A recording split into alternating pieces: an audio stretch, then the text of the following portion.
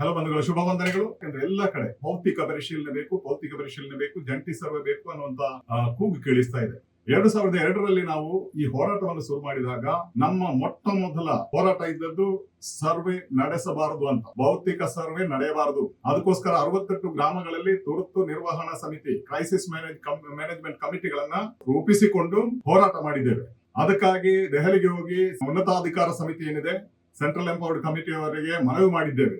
ದೆಹಲಿಯಿಂದ ಕರ್ನಾಟಕಕ್ಕೆ ಸಂಬಂಧಪಟ್ಟಂತಹ ಈ ಭಾಗಗಳಿಗೆ ಸಂಬಂಧಪಟ್ಟ 18 ಸಂಸದರ ಪತ್ರಗಳನ್ನ ಪಾರ್ಲಿಮೆಂಟ್ ಲೆಟರ್ ಹೆಡ್ ಅಲ್ಲಿ ತೆಗೆದುಕೊಂಡು ಬಂದು ಅಂದಿನ ಮುಖ್ಯಮಂತ್ರಿ ಎಸ್ ಎಂ ಕೃಷ್ಣ ಅವರಿಗೆ ಕೊಟ್ಟಿದ್ದೇವೆ. ಭೌತಿಕ ಸರ್ವೆಯನ್ನ ನಿಲ್ಲಿಸಬೇಕು ಅಂತ. ಯಾಕಂದ್ರೆ ಆ ಹೊತ್ತಿನಲ್ಲಿ ಭೌತಿಕ ಸರ್ವೆ ಮಾಡ್ಲಿಕ್ಕೆ ಶುರು ಮಾಡಿದ್ರು. ಈ ಭೌತಿಕ ಸರ್ವೆ ಅನ್ನುವಂಥದ್ದು ಅರ್ಥ ಮಾಡ್ಕೊಳ್ಳಿ, ಈಗ ಅರಣ್ಯ ಇಲಾಖೆಯ ಸವಾಲು. ಭೌತಿಕ ಸರ್ವೆ ಮಾಡುವುದರಿಂದ ಅರಣ್ಯ ಇಲಾಖೆಗೆ ಈ ಅರಣ್ಯ ಪ್ರದೇಶದ ಗಡಿಭಾಗ ಇಲ್ಲಿ ಇಎಸ್ಎಡ್ ಇರಬಹುದು, ಇಎಸ್ಐ ಇರಬಹುದು, ಯಾವ ಬಫರ್ ಝೋನ್ಗಳು ಎಲ್ಲೆಲ್ಲಿ ಬರುತ್ತವೆ ಅನ್ನೋದು ಸ್ಪಷ್ಟವಾಗಿ ಅವರಿಗೆ ಮಾಹಿತಿ ಸಿಗುತ್ತೆ. ಆದ್ದರಿಂದ ನೀವು ಭೌತಿಕ ಸರ್ವೆ ಬೇಕು, ಭೌತಿಕ ಸರ್ವೆ ಮಾಡಿಸಿದ್ರೆ ಈ ಹೋರಾಟ ತಪ್ಪು ದಾರಿಗೆ ಹೋಗುತ್ತೆ. ಹಲವಷ್ಟು ವಿಷಯಗಳು ಕಹಿ ಅನಿಸಬಹುದು ನಿಮಗೆ, ಆದ್ರೂ ದಶಕಗಳ ಹೋರಾಟ ಇದರ ಹಿಂದೆ ಇದ್ದುಕೊಂಡು ಅರ್ಥ ಮಾಡಿಕೊಂಡಿದ್ದನ್ನು ಹೇಳ್ತಾ ಇದ್ದೀನಿ. ಯಾರಾದ್ರೂ ಭೌತಿಕ ಸರ್ವೆ ಬೇಕು ಅಂತ ನೀವು ಕೇಳ್ಕೊಂಡ್ರೆ ಖಂಡಿತವಾಗಿಯೂ ಸರ್ಕಾರ ಅಥವಾ ಅರಣ್ಯ ಇಲಾಖೆ ಸಂತೋಷದಿಂದ ಒಪ್ಪಿಕೊಳ್ಳುತ್ತೆ. ಅರಣ್ಯ ಇಲಾಖೆಯ ಜಾಗ ಇದು ಅಂತ ಜಂಟಿ ಸರ್ವೆ ಮಾಡಿ ಜನರು ಸೇರಿ, ಪಂಚಾಯತ್ನವರು ಸೇರಿ ಅಥವಾ ರೆವೆನ್ಯೂ ಡಿಪಾರ್ಟ್ಮೆಂಟ್ ಸೇರಿ, ಅರಣ್ಯ ಇಲಾಖೆ ಸೇರಿ ಒಪ್ಪಿಕೊಂಡರೆ ಅದು ಕಾನೂನಾತ್ಮಕವಾಗಿ ನಮ್ಮ ಹೋರಾಟಕ್ಕೆ ದೊಡ್ಡ ಹಿನ್ನಡೆ ಆಗುತ್ತೆ. ನಾವು 2002ರಿಂದ ಹಲವಷ್ಟು ವರ್ಷಗಳ ಕಾಲ ಇದಕ್ಕೋಸ್ಕರ ಹೋರಾಟ ಮಾಡಿದ್ರು.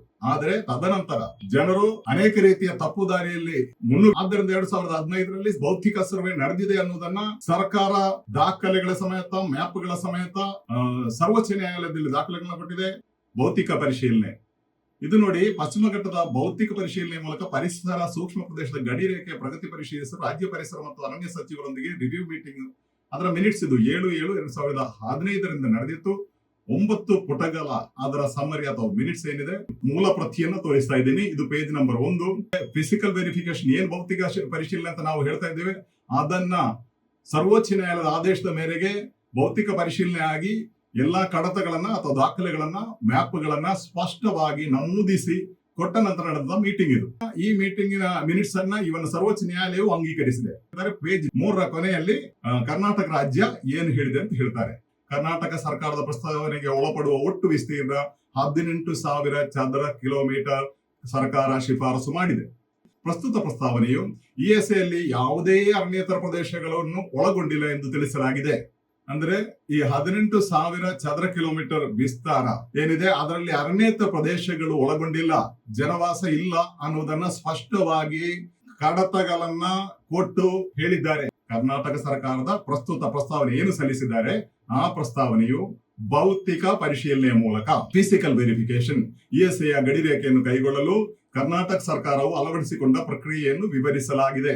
ಪ್ರಸ್ತಾವಿತ ಇಎಸ್ಎಡ್ ಅಡಿಯಲ್ಲಿ ಬರುವ ಪ್ರದೇಶಗಳಿಗೆ ಸಂಪುಟ ಉಪಸಮಿತಿ ಭೇಟಿ ನೀಡಿದೆ ಮತ್ತು ಸ್ಥಳೀಯ ಸಮುದಾಯಗಳೊಂದಿಗೆ ವ್ಯಾಪಕ ಸಮಾಲೋಚನೆ ನಡೆಸಿದೆ.